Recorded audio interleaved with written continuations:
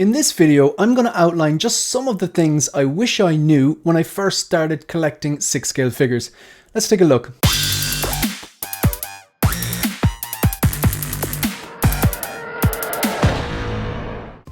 Hi everyone, welcome to 1/6 Figure Focus, and in this video, as I outlined the intro, this is all about things I wish I knew when I first started collecting 6-scale figures. Alright, look, so I've taken some notes. I'm going to try to get this done in one take. So the first thing then, I'm going to credit Marco from 1/6Fix for this gem. I'm regularly re-quoting them. He'd be delighted because of this. You can buy pretty much anything, but you can't buy everything. You really have to prioritize, otherwise it's going to get particularly overwhelming. If something is particularly expensive, it just means you have to sacrifice other pieces or put a payment plan in place, or just do the bit of saving or have the bit of patience, but you cannot collect everything, especially in this game. A lot of us are into, say, Marvel, DC, Star Wars, different science fiction or other kind of comic book characters, or even like just non-comic book movie characters and stuff like that. You cannot get absolutely everything. You take vehicles into that, then maybe some people are into statues as well, other scales. You can't get everything. You can buy pretty much anything, but you can't buy everything. So that's the first bit. Shout out to Marco 1/6Fix on this. Second thing, Sideshow and HotToys are not the same. HotToys are based in Hong Kong. They make the figures. They make HotToys. Okay, there are other, of course, there's other officially licensed 6-scale producers, whatever you want to call them. For example, InArt, Big Chief Studio. Well, they're gone now, but you see my point. Then there's third party, which are unlicensed. But Sideshow are just the official distributor for HotToys. They're the official distributor for HotToys for Europe and North America. So chances are, if you're buying from like a comic book shop or kind of an official retailer in the States, like a mom and pop shop, they probably get their HotToys through the official distributors or Sideshow.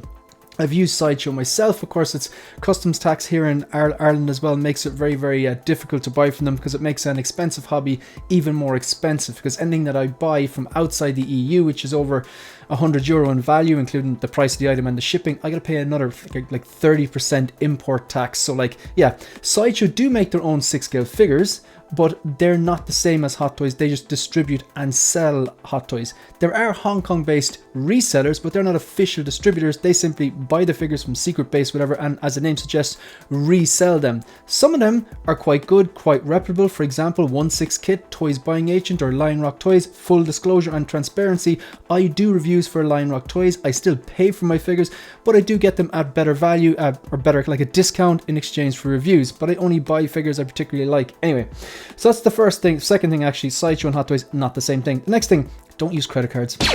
It becomes very easy to click that pre-order button or that buy it now button on eBay, or whatever, that paid in full button, whatever you want to call it. And the way the credit card debt, that can build up quite quickly. The way I simply do things is, if I can afford to buy something there with cash, or even like use a credit card and then pay it off immediately, because I understand that a lot of people use their credit cards because they get cash back, or they get, I know, air miles or some rewards. Completely understand that, but tend to pay it off straight away so you don't get stung and gets out of control. You get credit card debt, and of course that stuff can build up quite quickly. So generally, don't use credit cards. Next thing then, of course, look, these are just things that I wish people had told me when I first started. I would have made a lot less mistakes. Do your own research. Okay, now that's kind of like a meme in the cryptocurrency world, but like it's good advice. Do your own research. You know, research the piece you're buying, research the price of it in different retailers. What's going to cost to ship it to you? Is there customs tax, to import tax? What issues are there? Figure. Watch all the videos. Even watch them on mute if you want. Watch all the videos from all the different YouTubers. Look at all the photos on Instagram. You figure out like what the head sculpt's like. If there's any issues with for example, the Ahsoka, the live action Mandalorian Rosario Dawson, Ahsoka, that was kind of infamous for having problems with the elbows. Yeah, just do your own research and make sure you know what you're purchasing before you actually pull the trigger. The next one kind of ties into that. It's shop around.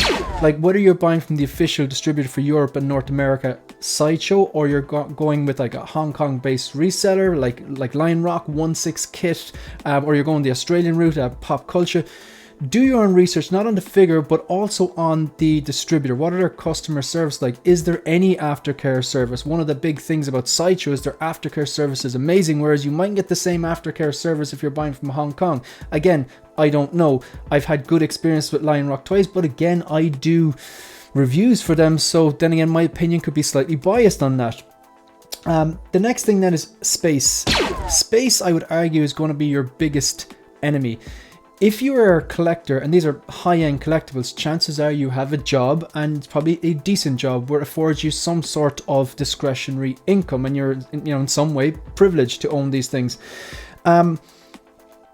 Space, I would argue, is a bigger enemy than money, because if you have a job, you're probably only like a week or 2 weeks or maybe a month away from the next paycheck and the next amount of discretionary income, or maybe you have savings. But space, it's kind of fixed unless you're moving into a bigger place.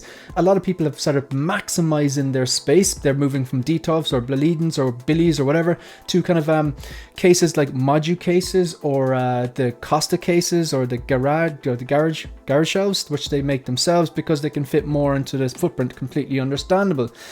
The next thing is something that I come up with myself. This is something I do. I run it through the filter if I'm kind of 50-50 on a figure and I'm wondering, is this just something you want that looks cool, or is it something that you really, really need in your collection? Of course, you could argue that no one needs any of this stuff, and you'd be absolutely right. But trying to distinguish between the things that just look cool or the things that actually look cool and have a connection to. I ask myself, is it a triple threat? What I mean by that is, do you like the character, or should I say love the character, love the source material, and love that version of the character? The easy go-to example is the DX19 for me. Love the character Batman, love the source material, Dark Knight and Dark Knight Trilogy, and that is my favorite Batsuit, so I love that version. And another example would be the Mark III. Love the first Iron Man movie, love the character Iron Man, and that is the Mark III. It's the first real suit that had that red and gold, so absolutely. This next thing, I've only started incorporating recently.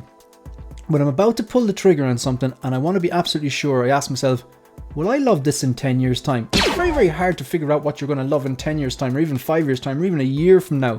But I know myself pretty well at this stage. Things like Terminator 2, the DX19, or the DX13 should I say, or yeah, the Batman DX19, or the Mark III, or Robocop. A lot of those things I've loved since I was a kid. I saw the first Robocop movie and Terminator movies when I was like, I wasn't even 10. I was way too young to be watching those particular violent movies. However, they've stayed with me my whole life, and now they have, I suppose, that nostalgia kick, and they still hold up today. Just amazing movies. So chances are, if I've liked them for like 30 years, I'll probably like them in another 30 years. So kind of ask yourself that question. That's definitely something I've started doing a lot recently, to kind of filter out what I need, what I want, and what I need.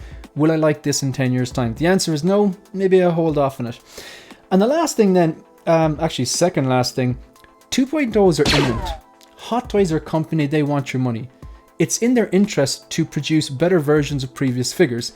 They've done straight reissues before, but what we're seeing now is a lot of these 2.0s with maybe improved sculpts, improved paint applications. For example, the Bane 2.0 from The Dark Knight Rises. That's when I think of a good 2.0 that warranted a 2.0. That's the one I think of. So just in case you're new and you don't know what 2.0 is, that's when HotToys go back to the well, do the same figure again that they've done a few years ago, but improve it. For example, that Bane, the paint applications look better, the head sculpt looks better, the mask looks better. The obvious thing is the body is now seamless, where the previous one was skinny and it had jointed arms. This one has, silicone body. It has completely seamless joints. The traps are better, the chests are better. It's a bigger piece. Also has two different versions of the jackets, and the jacket apparently isn't pleather, so hopefully it'll last a bit longer. And the last one then is HotToys are never going to stop. There's always going to be something that they're going to make that's going to catch your eyes, because they're a business and they want your money.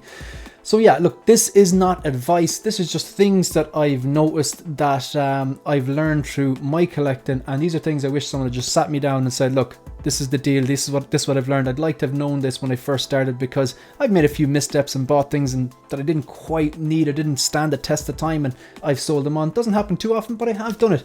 So yeah, look, that's the end of the video. If you want to support the channel, please like the video, subscribe to the channel, and leave a comment. What advice would you give to a new collector, or even yourself, if you could turn back the time to when you first pulled the trigger on that first 6-scale figure? You can also follow me on Instagram and on X. That's it. That's the end of the video. See you in the next one. Good luck.